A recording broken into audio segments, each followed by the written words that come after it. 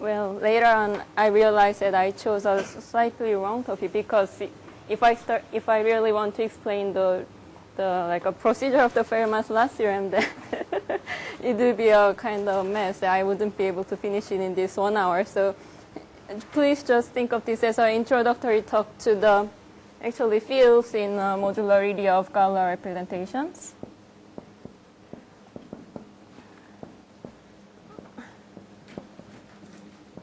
So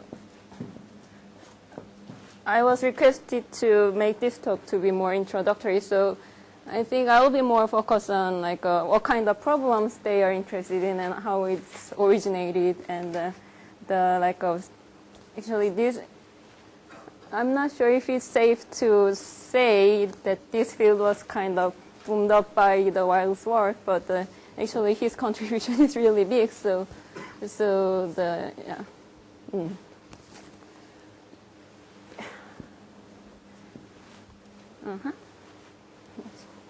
Yes. So I will just spend much of the time in like explaining the the backgrounds and those Taniyama-Shimura conjecture, which was actually used in proving the Fermat's last theorem, and the kind of idea how Wiles thought to actually give a proof for this conjecture. So actually I should start from the very basic object, which is an elliptic curve. I think there are many people who already knows very well about this object. But so you know several definitions about this, but let me give a definition as a projective curve. And these number theorists are interested in the curve over Q, or a number field, or a local field in the case, but this curve of genus 1 with the distinguished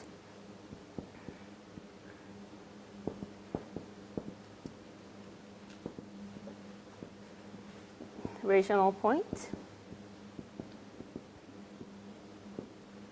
or another kind of definition is actually given by the real equations, that this projective curve is generally written in this formula. X, Y, Z.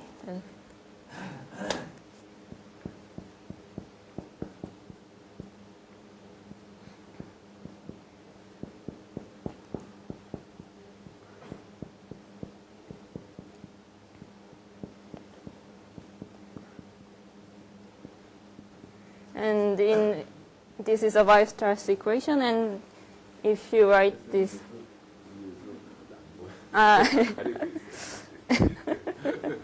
sorry. And here, this point is the distinguished point. 근데 가리지 않을 방법이 좀 없는데요.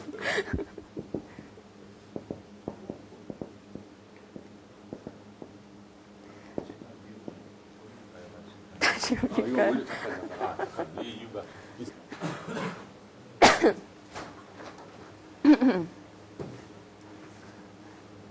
Okay, then now up to isomorphism by changing this coefficient slightly. Actually, I can make these coefficients to be all in the integers, not just in rational numbers. So actually, I find the same equations. Let me just not repeat it again, but in this case, all the coefficients are in the integers. And actually, there's a discriminant delta, which is some like polynomials on these AIs, has quite complicated form in this situation, but it actually characterized the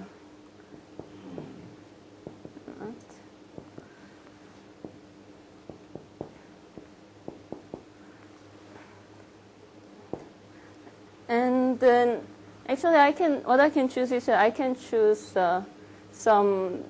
another equation for the elliptic curve of the isomorphism, which actually makes this discriminant to be in the integer, but which is minimal in this integer, and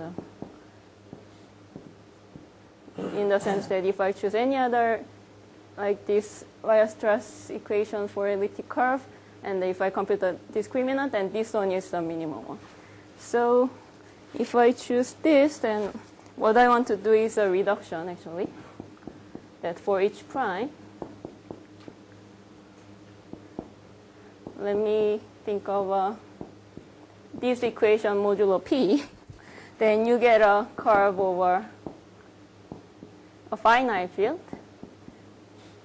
And you know that even though the original curve was smooth, yeah, I omitted to say they should be smooth, that after the reduction, this curve might be not smooth. Actually, it can have a singular point. So it is divided into 3 cases. That the first case is a good case, in which case this reduction mode P is smooth. And the second case is a multiplicative case.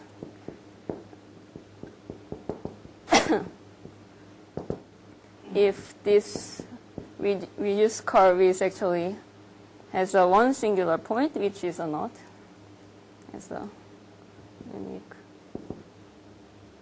So this curve over FP, so it's not a variety over FP, or? So it should be a variety over F, which is not. So it should have this kind of form. And the additive case, if this one is singular with the cusp other than not, let's say just it's a singular with a cusp. So it should look like this. And for each of these cases, we define the local conductor, that in this case, this thing looks like we define this number to be 0, and in this case, we define this number to be 1, and in this case, we define this number to be 2. So for each prime, actually, this one of those integers among 0 to 2 would be assigned for our originally given elliptic curve over Q or over Z. And so using this information, actually one defines the L function for the elliptic curve.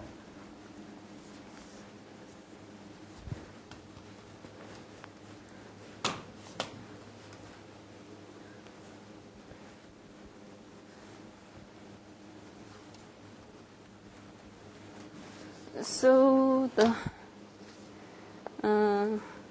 actually the local L functions for each prime, say, actually this one we obtained it by just thinking of it as the elliptic curve over a local field. So this local L function vector is defined as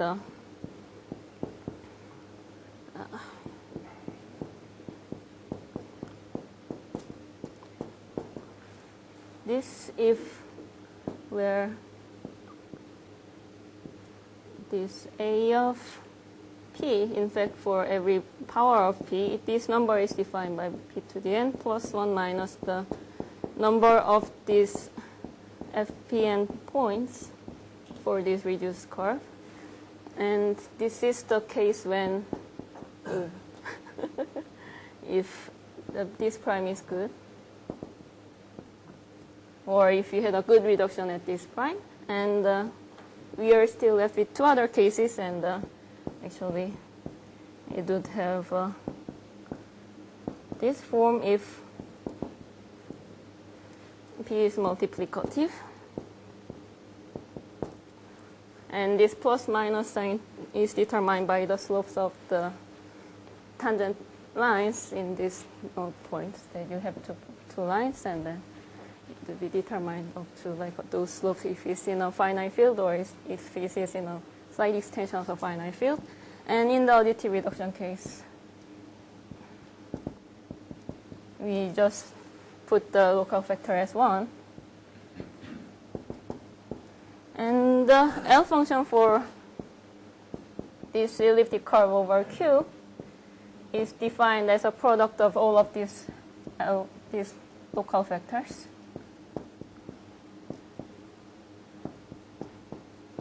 For all primes. And the conductor for the elliptic curve is actually defined as a product of P to D, this multiplicity for all primes.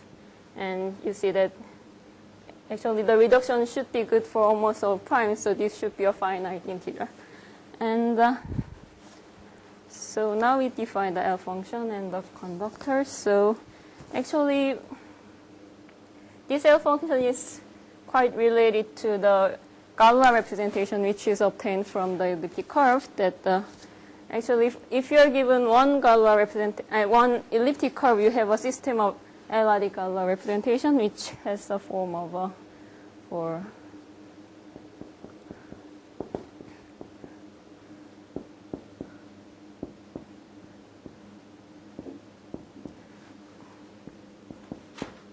actually this is defined for all L. Yeah, for L prime.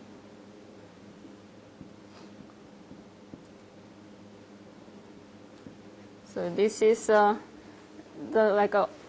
infinite set of Galois representations, but actually this is like a infinite set of Galois representation which is obtained from one elliptic curve. So they have something in common, that is that the trace of this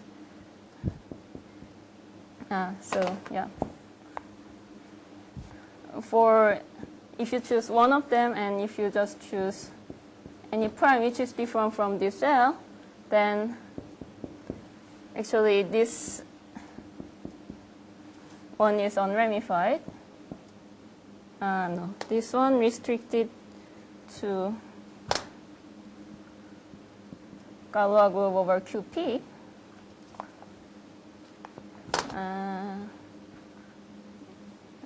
Or I should say inertia group for P is trivial, which means it's unramified.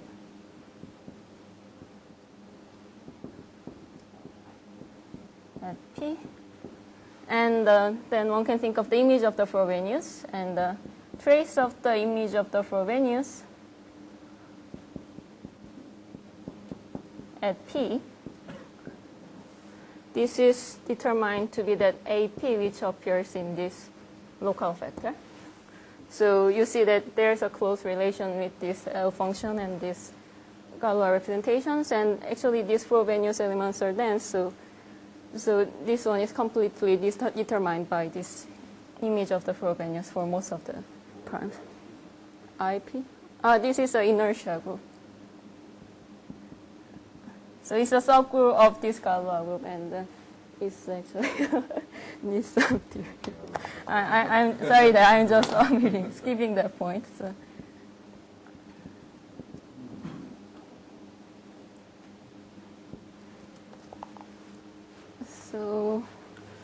So this is like a theory about the elliptic curves and definition of the L function and the Galois representation. And actually the another side of this theory is modular forms, and I think there's many experts on the modular forms in here. And when you say all restricted group, is it trivial and unramified? Yeah, it's a definition of unramified. It's at P.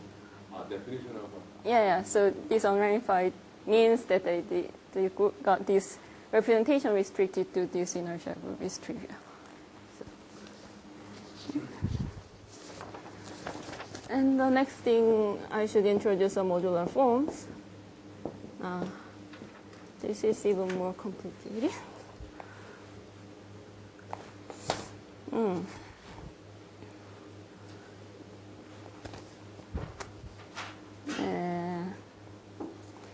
Okay, so let H be upper half plane.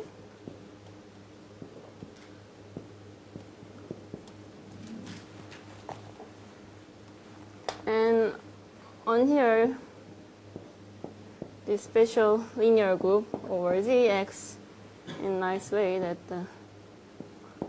this one is where for each gamma is of the form A, B, C, D in this SL2Z. And it has some subgroups of these forms. This is a collection of these 2x2 matrices. When you mod it out by n, this should be congruent to the upper triangular matrix. And then this one has another subgroup of this form, and this is it's a collection of the matrices which is congruent to 1 star 0 1 mod n. And actually, yeah, this has another subgroup,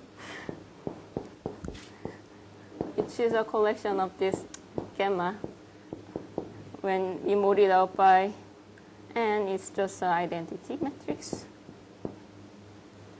And actually, any kind of subgroup which contains this kind of subgroup is called a congruence group. But in our case, let us just focus on the congruence subgroup, which is inbuilt in these two. That's why I wrote those two congruence subgroup.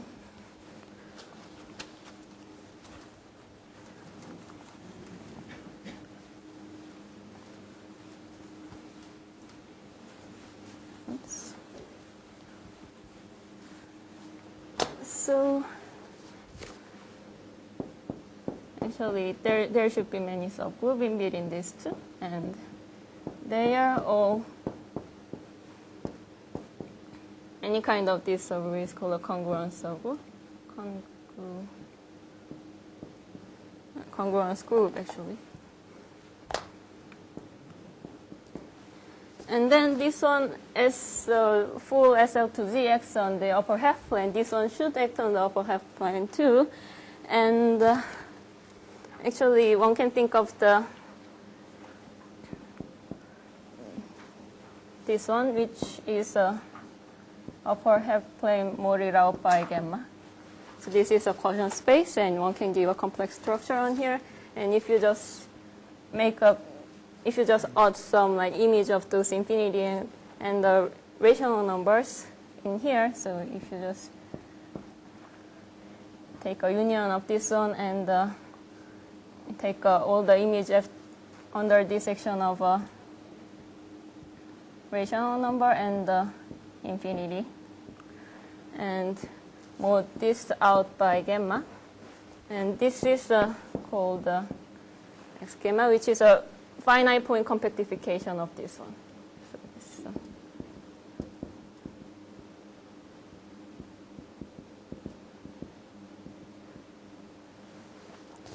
and actually now it's time to define the modular forms. That why I introduced this one is that basically the modular form, especially a cost form, is a holomorphic differential form on here. So this means that you can think of this Q is on the original upper half plane is just here, and you just adjoin these Q points on this x-axis, and you also adjoin infinity, and then you think of all the image under the action of this gamma of them. Then if you mod it out by gamma, then you'll get some more finite points. So. Okay, and yeah, so yeah, it's orbits. I'm not sure if this is a good notation, but would it be fine? Yeah. So yeah, actually the usual definition for a modular form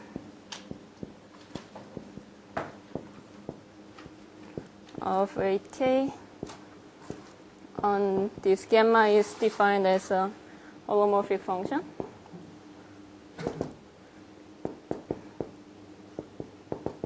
defined on the full upper half plane, which satisfies that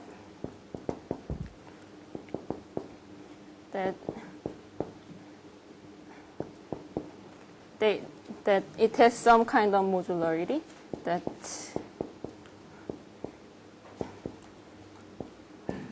it has a close relation to under the action of this congruence group, but it has this kind of extra weight, so it's why it's called it has a weight. And for all gamma in the congruence group of the form ABCD. And the second one is that it should have a free expansion at infinity, which means that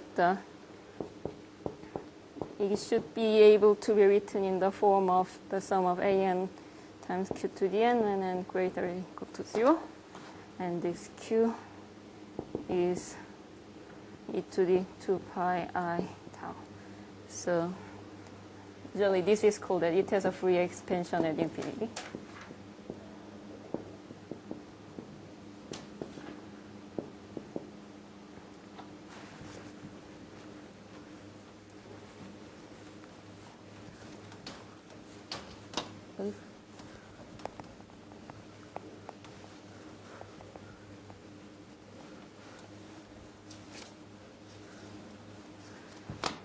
Okay, and especially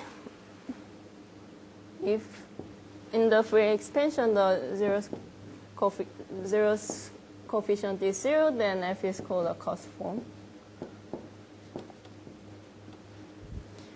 And we usually call Sk of gamma to be the collection of the cos forms of weight k with the congruence group gamma. So especially in our case, we are only interested in this cos form of A2. So this is the thing that we are focusing on. And so one can give a natural isomorphism in between the collection of all the cos forms and the holomorphic differentials on x gamma. So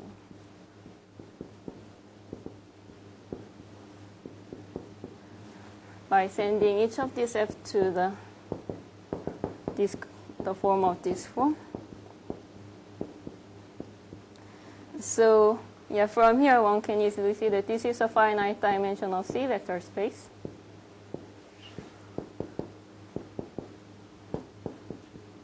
Whose dimension is given by the genus of this modular curve.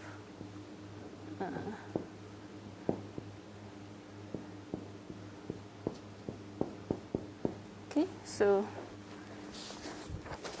this is the definition of a cos form, modular form, and now I'm still left with the construction of the L functions from these modular forms.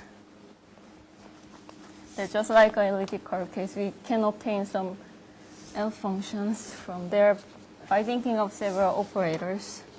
So the operators on here. First, we have a diamond operator for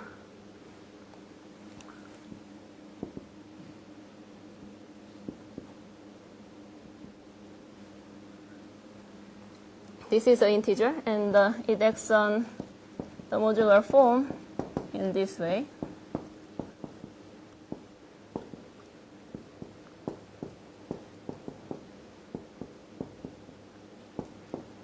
Where this is just any element in here. By the way, x gamma, is it close to? Yeah, it's a Riemann surface. And it is compactified. Yeah, so it's a compact Riemann surface, in fact. And so, we have Hecke operators. That the definition of it is divided into two cases. If P does not divide the level n, that, yeah, actually, I think I forgot to. The level means that this one should contain at least one of these. And the level is the smallest n, which satisfies this. And this is the level of the congruent group. Smallest n is the level of this congruent group. So in our case, it would be n. So if P does not divide this one, then this TP is a linear operator acting on this vector space, and is defined in this way: 1 over P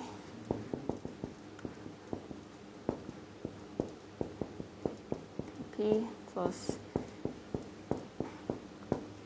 Fp tau. And if P divides n, actually, instead of using TP, we use UP, and it is defined in this way.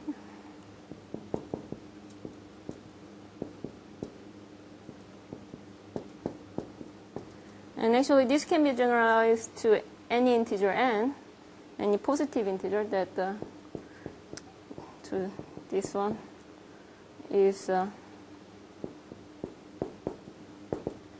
this one is TPn minus diamond operators times PTP minus 1. And if P divides n, then it is generalized to be the just nth power of UPn. And for any integer, if you have a prime factorization of it, then you just take a product of these ones.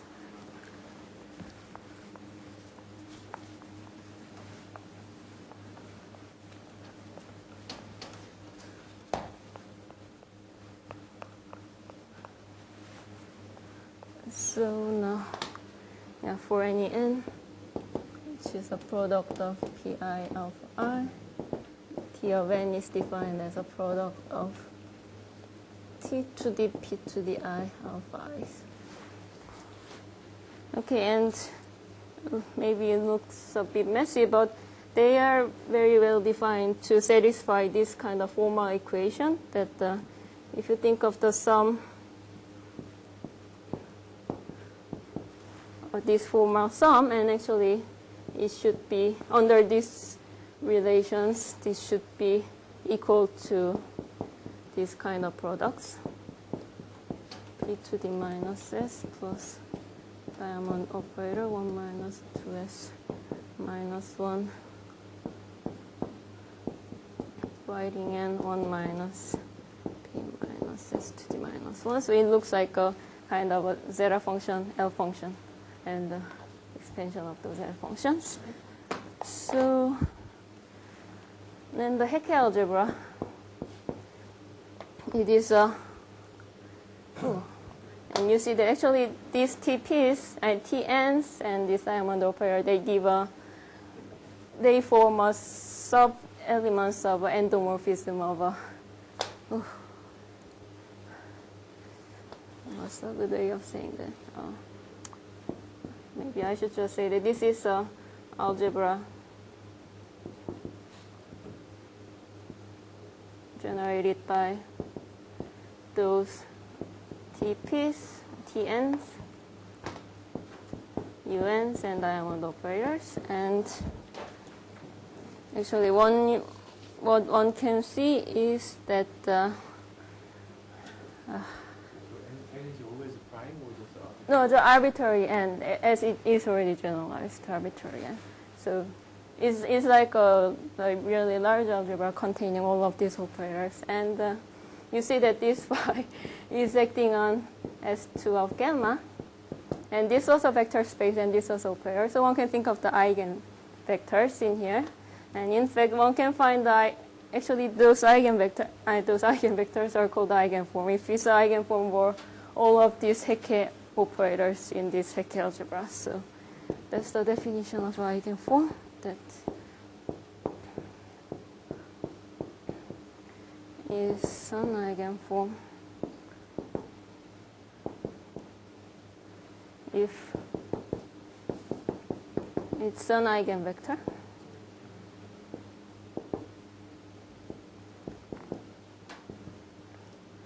For all t in this Hecke algebra. So, Any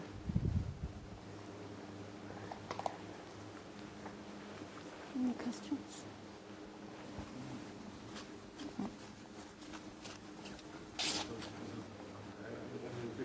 So TNs and TMs actually commute, or they have some nice commuting properties?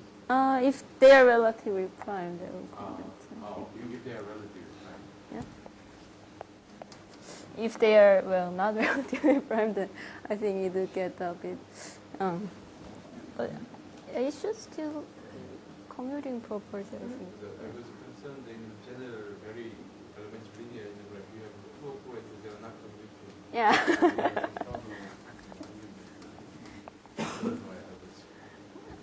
Yeah, maybe I should say that, yeah, for the case when those M and N are not relatively prime, then I want to be just a little bit careful, but if they are, yes, yeah.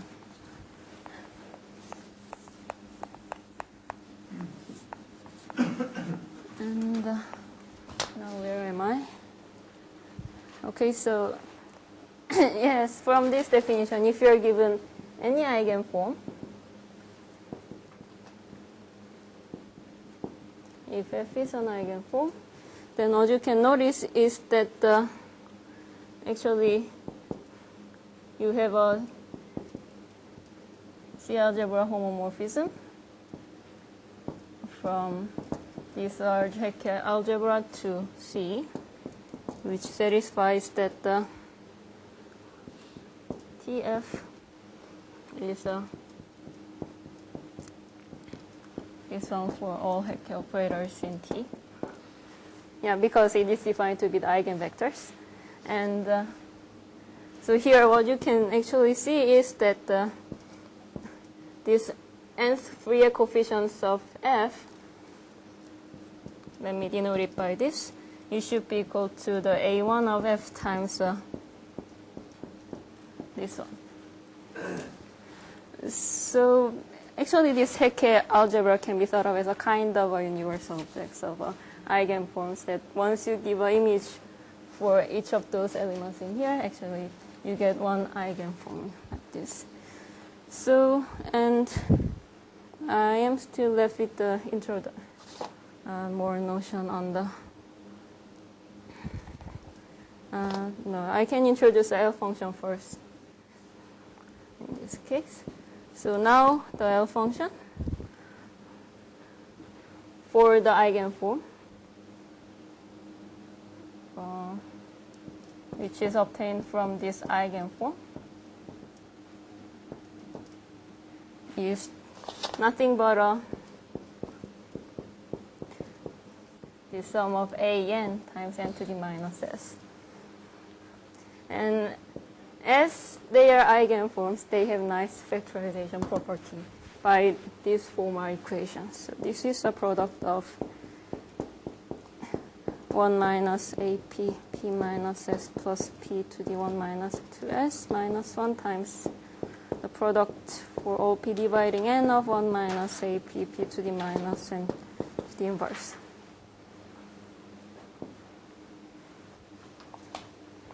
Okay.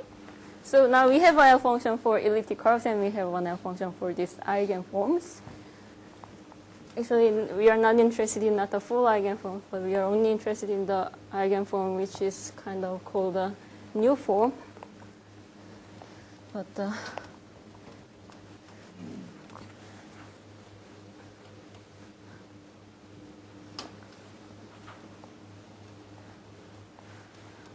so after giving a fast definition to this new form, let me move on to those theorems and conjectures that The capital N is always fixed throughout the discussion. so capital N, it is determined, yeah, this one is those level, which is determined for each of these eigenforms. So, and the definition of the old form is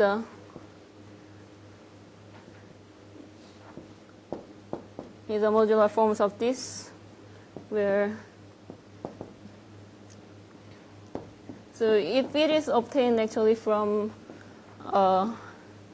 modular form is smaller level, then we call it old forms.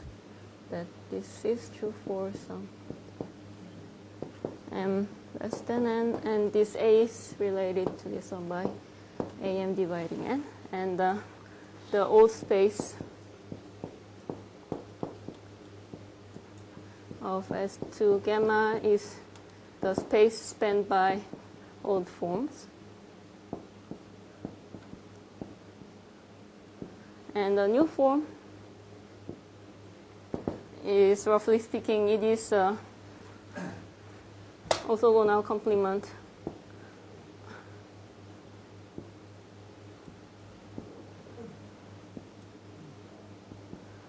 of these old subspaces,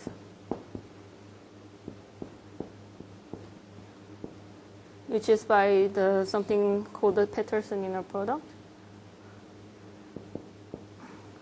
But just intuitively, you can think that this one is the forms, modular forms or cost forms, which is not obtained from this old form of a lower level. So now what is true? That the relation between these modular forms and elliptic curves by this L function is first noticed by Eichler, Shimura, and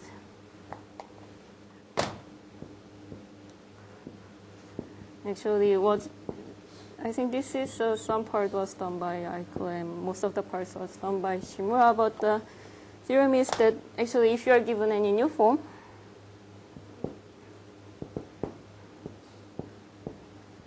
yes, and I omitted to say that actually we can change these coefficients to like a rational ones, and and actually it commutes really well that this C algebra can be changed to Q algebra, and then like doing these things for over Q, it wouldn't harm our argument up to now. So actually now we think of the new form over Q, which means that its Fourier coefficients is all in the Q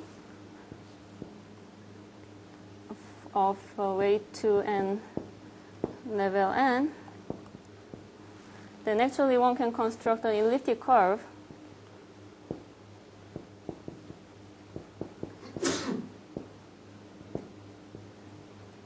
let's say it's a E of f defined over rational numbers, such that whose L function actually agrees with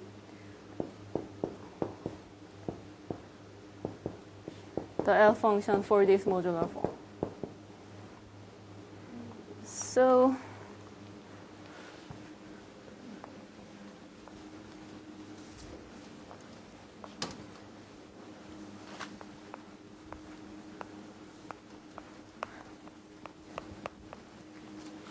this was proven kind of a earlier time. I'm not sure about it, or maybe between 1960s to 80 or not sure.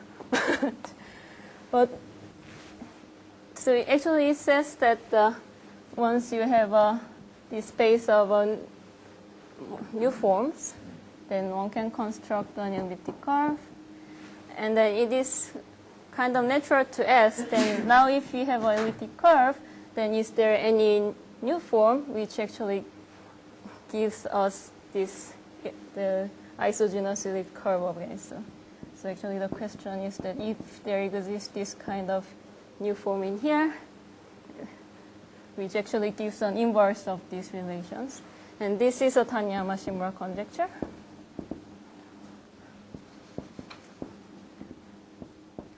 And now it's a theorem. And it is often stated by saying that every elliptic curve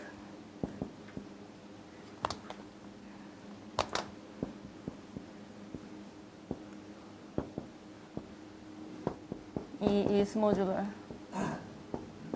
So, which means that it actually obtained from this modular forms. So it was answered for like several thousands of years, and then actually this one was first solved by Taylor-Wiles. Wiles actually tried to do it for himself in 7 years, and he almost did it, but he kind of found the gap. So I'm not sure of this year. Should I say if it's 1994 or 1995? Because, well, usually the year of the papers published is kind of later than the actual year that it is proved. So actually they proved this for a semi-stable elliptic curve case first. Oops.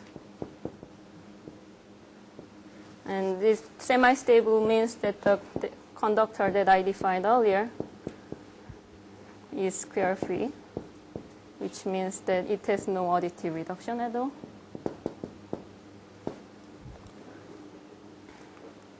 Or modular. So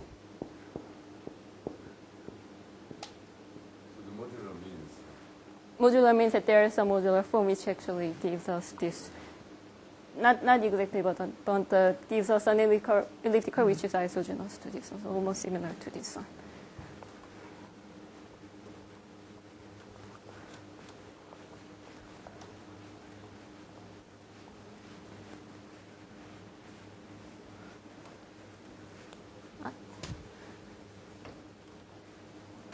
Okay, and now with the full generality, actually it was proved kind of several years later that the full Tanya-Mashimura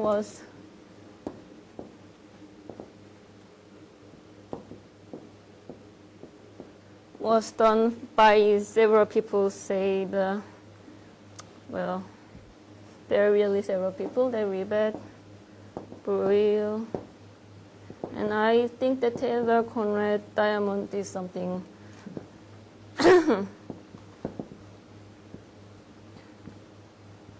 Well, actually, he was really completed after several years, after 1999,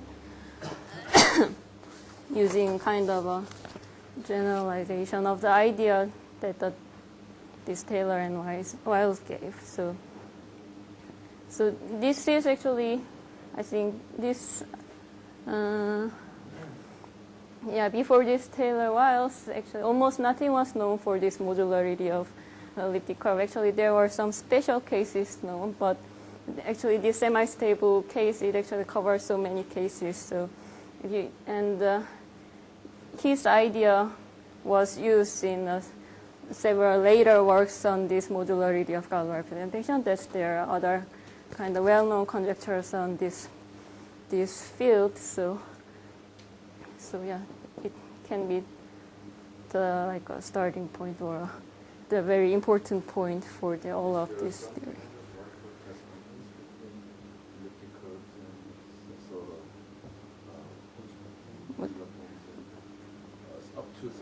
Up to certain like a.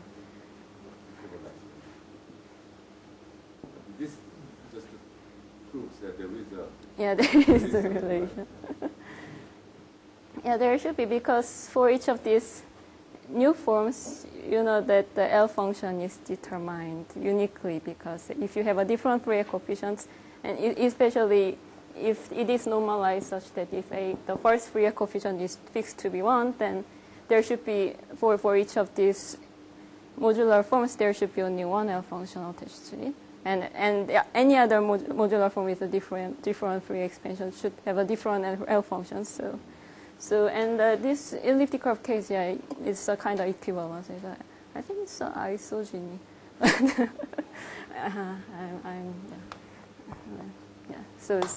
I think that you can say that there's equivalence in between these two. So, at least a semi-stable case. Okay, so yeah. So from now on, let me just.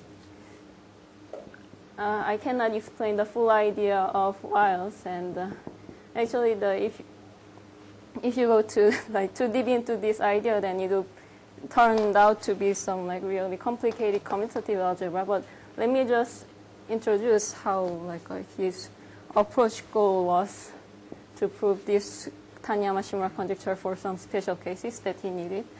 And to do that, let me just introduce the deformation theory.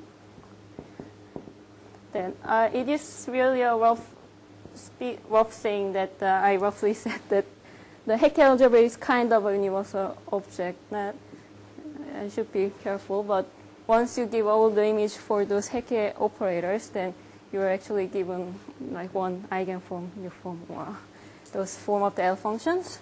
So we need something universal in those part of the elliptic curve parts, and especially and giving those universal objects for a Galois representation would be enough. It would be sufficient in giving a universal object. So actually this was done by Maser in 1989, and he applied. So this is like it's like a finding not a full modular space, but it's like finding a periodic interpolation to the modular space. So if you have a model representation, say, maybe I should start from where I should be careful.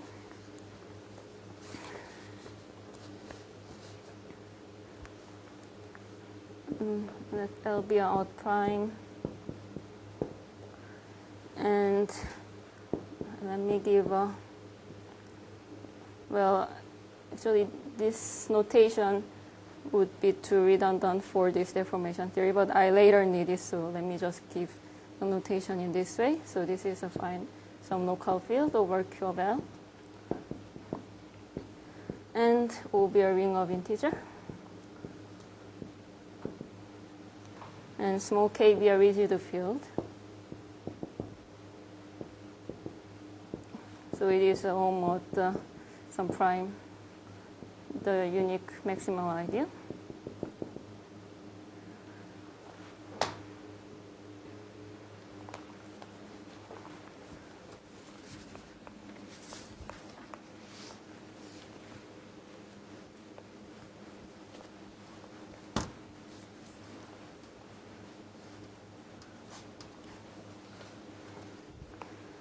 And then one can think of the representation, which is a Galois representation,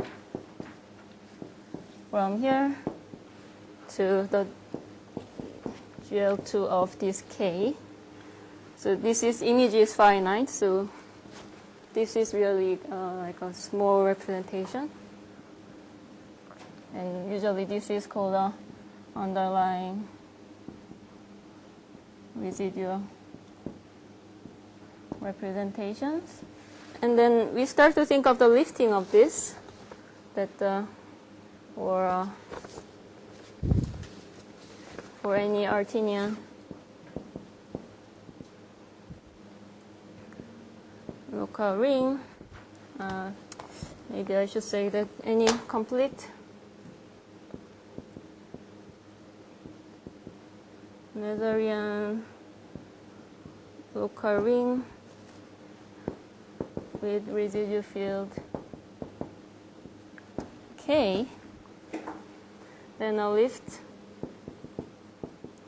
of this one to R is a continuous Galois representation from here to GL2 of R, which commutes with the original residual Galois representation. And this should be continuous, definitely.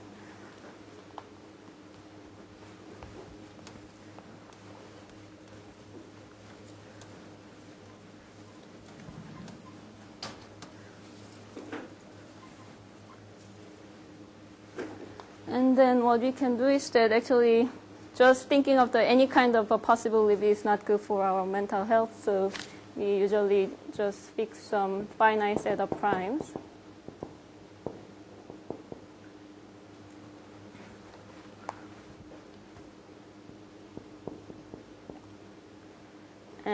then we think of the lifting, which is actually unramified outside this finite set of primes. So let's say,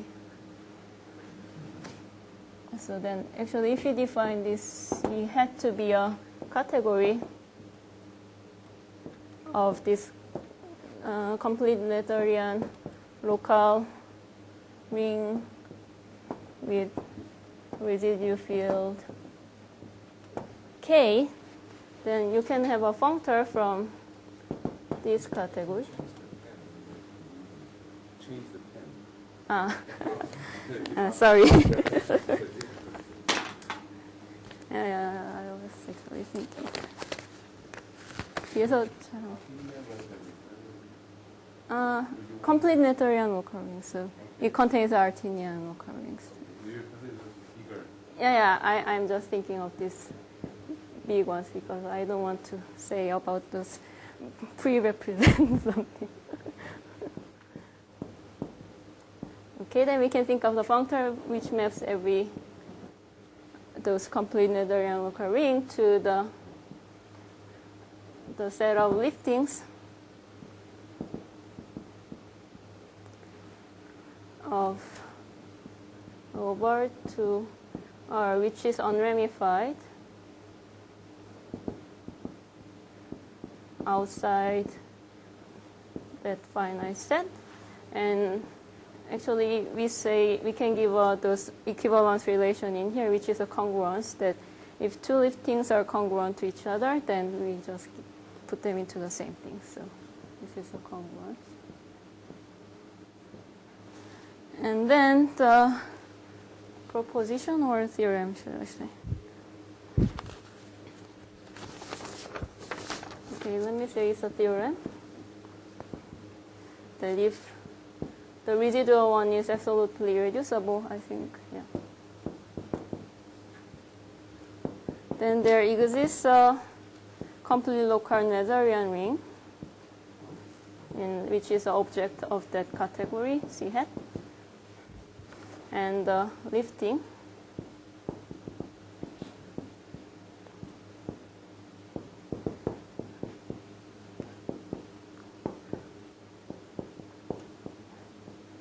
did I start from GL2? Yeah.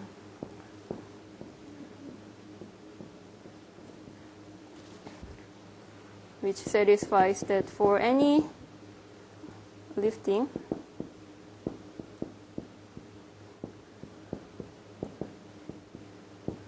there exists a unique local ring homomorphism from this universal object to our any kind of complete local Noetherian ring, such that this lifting is equivalent to the composition of this universal one and this map. And yeah, this is called the universal deformation ring.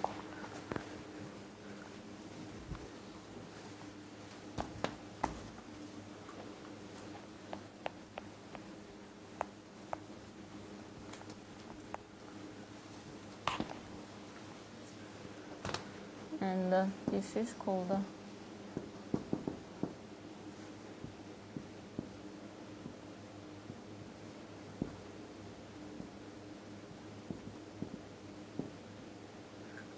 and this is deformation ring with the kind of full generality. But actually, we can give more restriction on the condition of the liftings. That at this point, we only gave a condition that this lifting is it should be unramified outside this finite set of prime sigma.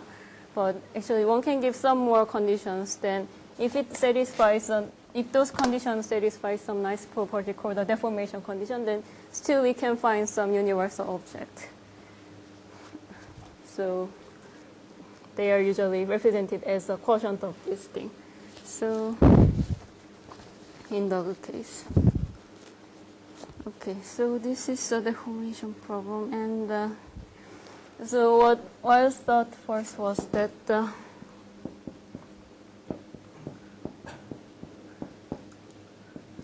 so he chose one residual representation, which actually obtains obtained from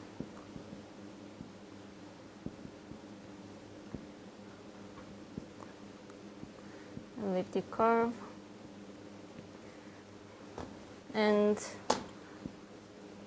this was his thought, and in fact, then what should I say is that in fact it should have he just like basically thought of this, but the real condition that he gave was that it should be reducible and modular.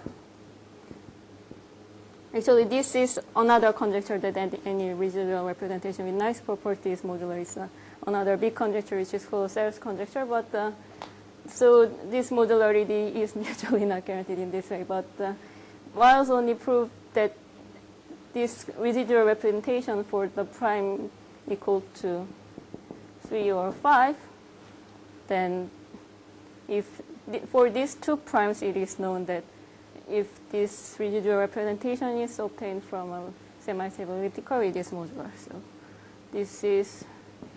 this assumption like used in the proving the Taniyama-Shimura conjecture in Wiles' case. He was really focused on proving Fermat's last theorem first. So actually, in his case, he was restricted to this too. And the another thing is that this is a determinant of this residual one should be L-adic cyclotomic character. And this one reduced to here it should be semi-stable. And if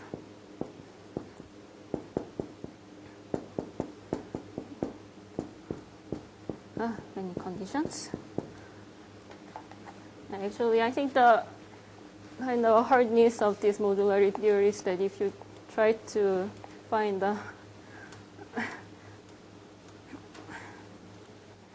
property of those Galois representation obtained from those modular form things, then it starts to have some messy conditions. So.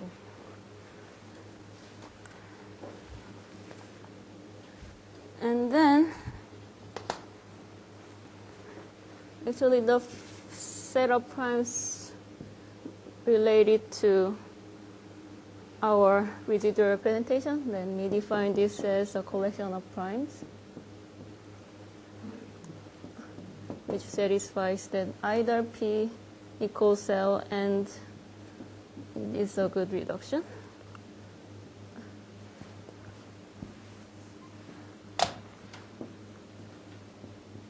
Ordinary. I'm starting to be kind of rough, but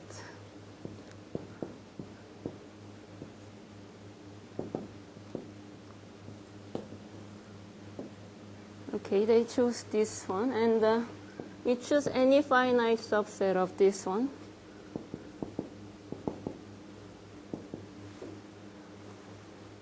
And actually, we give a deformation condition, which is called the type sigma to be the.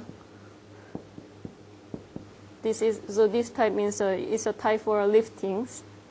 So it is given in this way. That the determinant is still fixed to be a cyclotomic character, and this should be fixed to be semi-stable.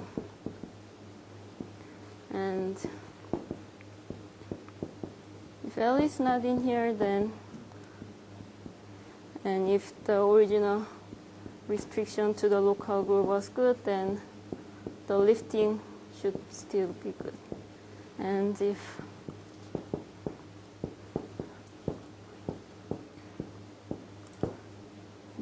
it satisfies this,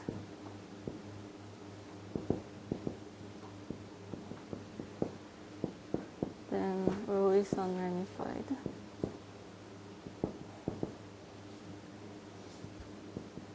So liftings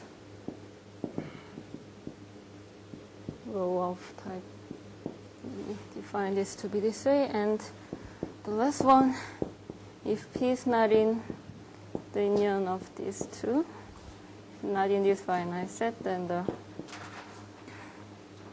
restriction to inertia group should be of this form.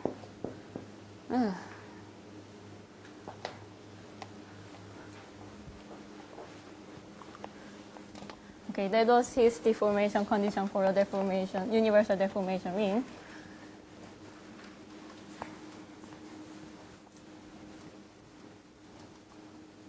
And also the Hecke characters. It should be another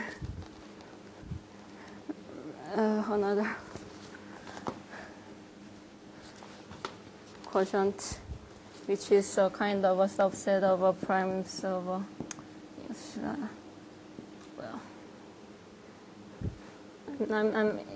this one is even more complicated than that, so let me just write down the.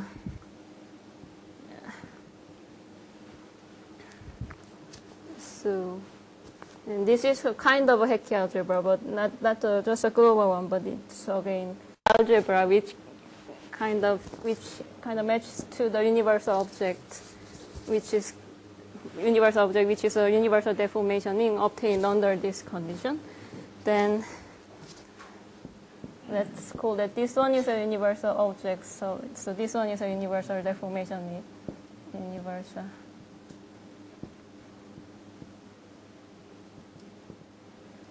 Ring of that type sigma. And this is a universal object, so we have a map from here to this Hecke algebra is what we can obtain. And in fact, it is not hard to see that this is surjective. And what Wiles proved is that he actually proved that these two are isomorphic. So, and it was his idea that his idea was that if you just show that these two are isomorphic, then we will be done, because to universal object they matches up. So, Wiles proof this is actually an isomorphic. This is a proof. This is a.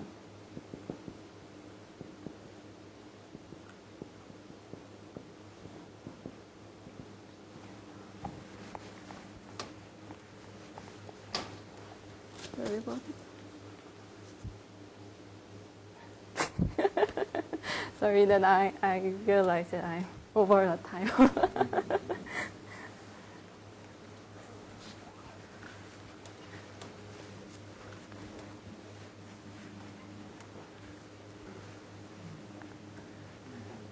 Okay, so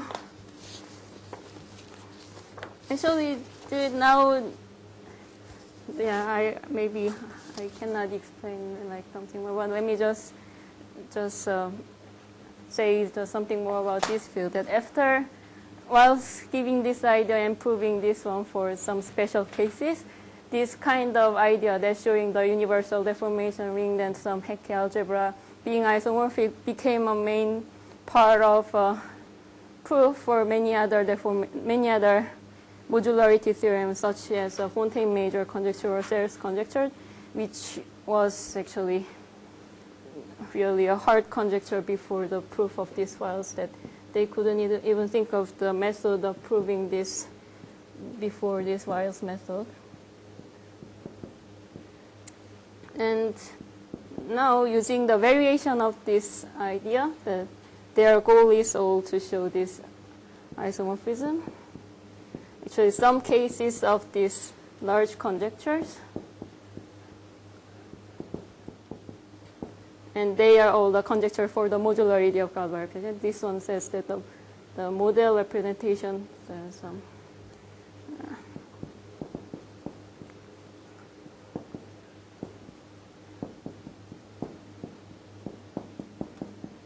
with some conditions,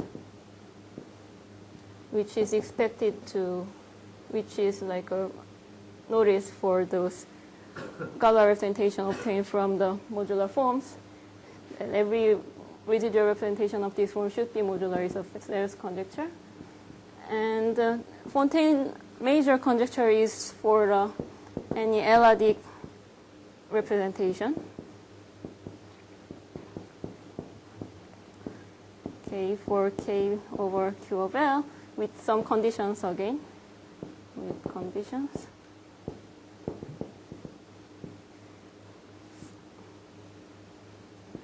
These are modular. It's a Fontaine major conjecture.